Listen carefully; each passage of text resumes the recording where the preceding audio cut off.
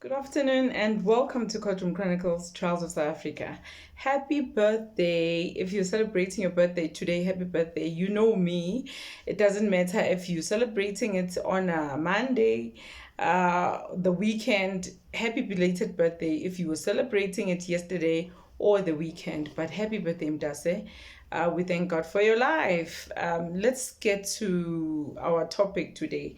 We are talking about the reinstatement of Kelebogile Thepa, a victory, a warning, and a wake-up call. So let us talk about it, family. We are talking about something historic here, something emotional, something that shook the entire commission and exposed the dangers of being honest in South Africa. This is what we're seeing right now, that you can get into trouble just by being honest.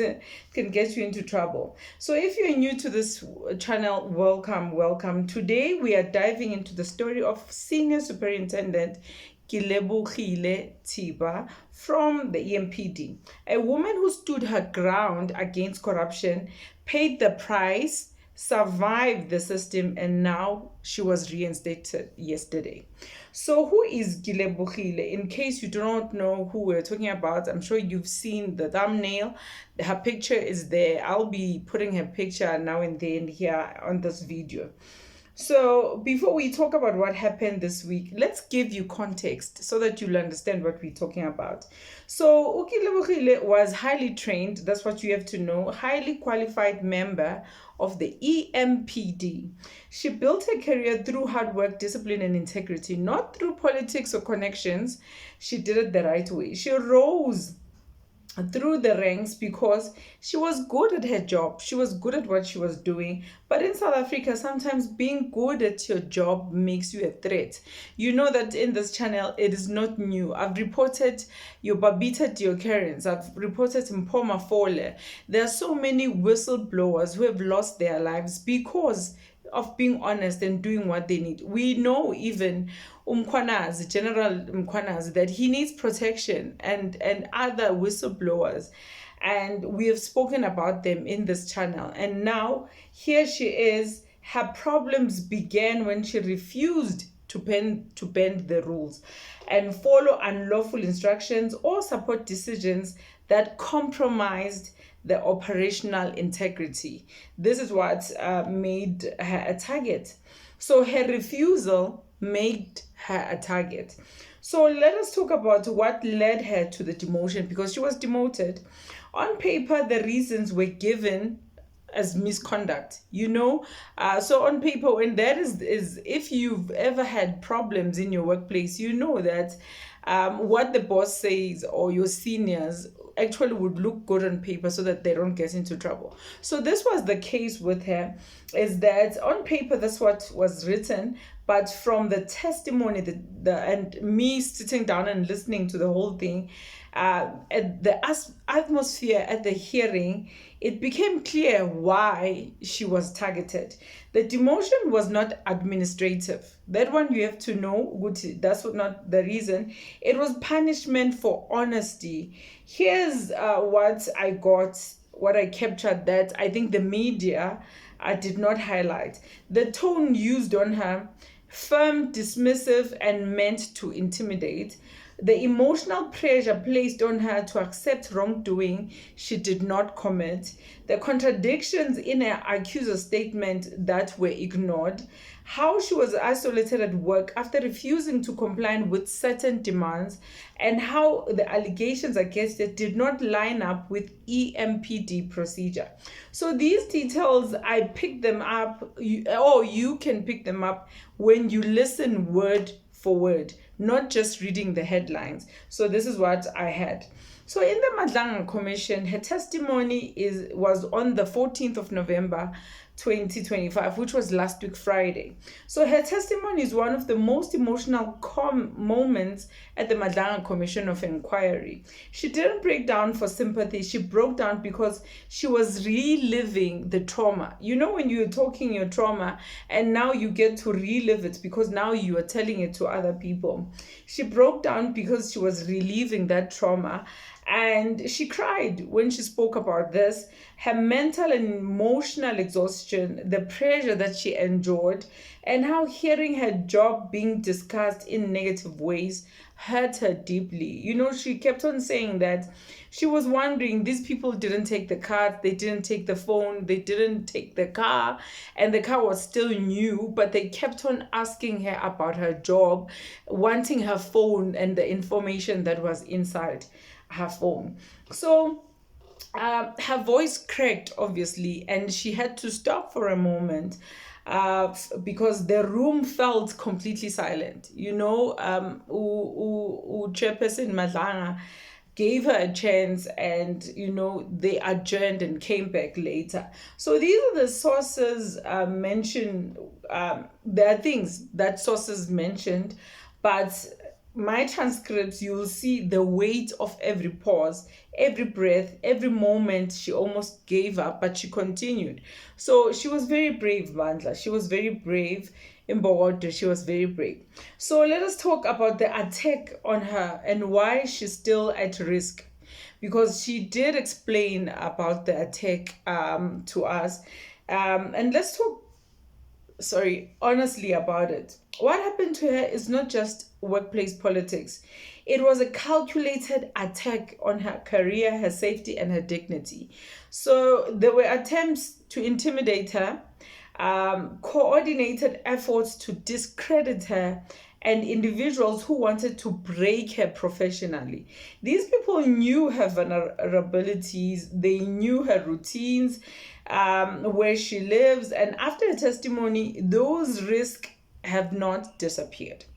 That one we know. If anything, they might have increased. She has to go back. I don't know whether she'll go back and work where she used to work. Her reinstatement does not erase the danger that she faced or still faces to this day. So I want us to talk about yesterday now, the good news. On the 17th of November 2025, after years of fighting, after the humiliation and the trauma, Kelebogile Thepa was reinstated by the EMPD. This was not a favor that they were doing her. It was not messy. It was just justice that was long overdue, if you ask me. So the reinstatement does not mean she's okay. The reinstatement does not mean her trauma is gone. And her reinstatement does not mean she's protected. So in all of this, she still needs counseling, psychological support, and she needs protection, if you ask me. This is what I see that she needs in all of this. So because a workplace, you need to work where you are free of intimidation. I don't think anyone can work in a place where they know that they're always intimidated.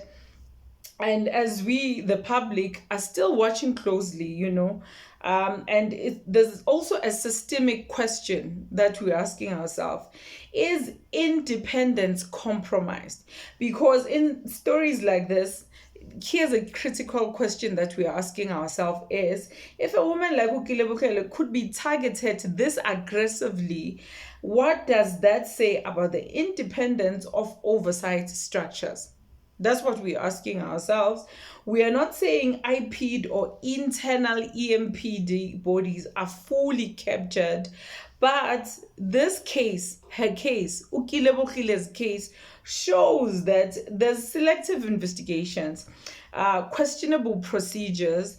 There's also delayed justice. I'm just asking myself, if she didn't come to the Madlanga Commission of Inquiry, what was going to happen? Were they going to reinstate her, or it was just going to be left like that?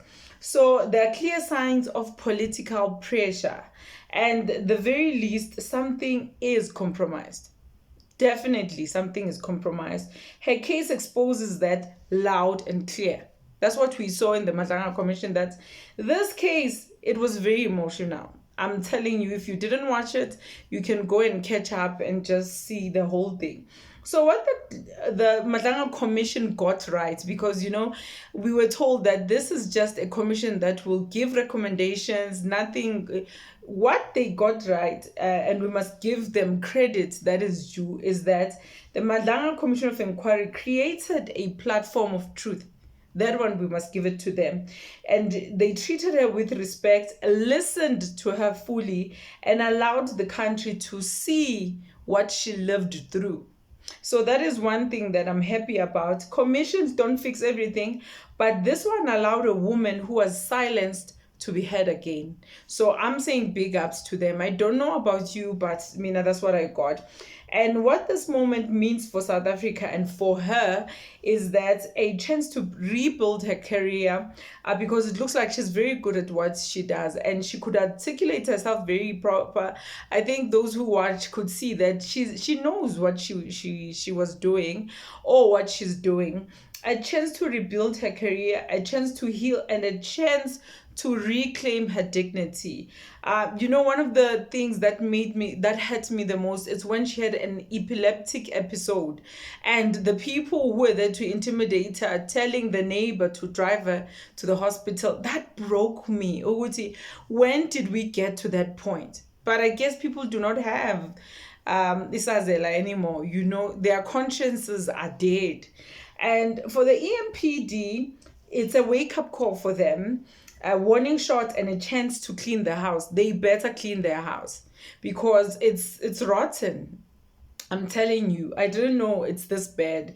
And for the country, it's proof that corruption fights back, proof that truth still matters, and proof that brave people still exist. We only thought, I know that we know that there are other people. It was a shockingly pleasant thing to watch Umkhwanazi on the 6th of July doing what he did. But now we're getting to see men and women who are like him and to see there's hope for our country, brave people still exist. And my final word is that, I really applaud her. I know that she went through a lot and I'm happy that she was reinstated. And I know I'm not the only one who is happy about that. So with that being said, thank you for watching once again. And this channel has reached 5K because of truth analysis and accountability, and we are returning to that fully. And thank you for staying, guys. I know that you could unsubscribe and go to other channels, but you chose to stay here and wait for me and listen to what I have to say. So thank you so much. And Kelebogile's Thepa story reminded us why we sit for hours capturing all of this, listening carefully and giving you the parts the media misses. So we are going back to what made this platform strong and what made it trustworthy and what made it to grow. And please keep on following, subscribing, liking and sharing. And thank you so much for staying and listening. And until next time, God bless you. Ciao.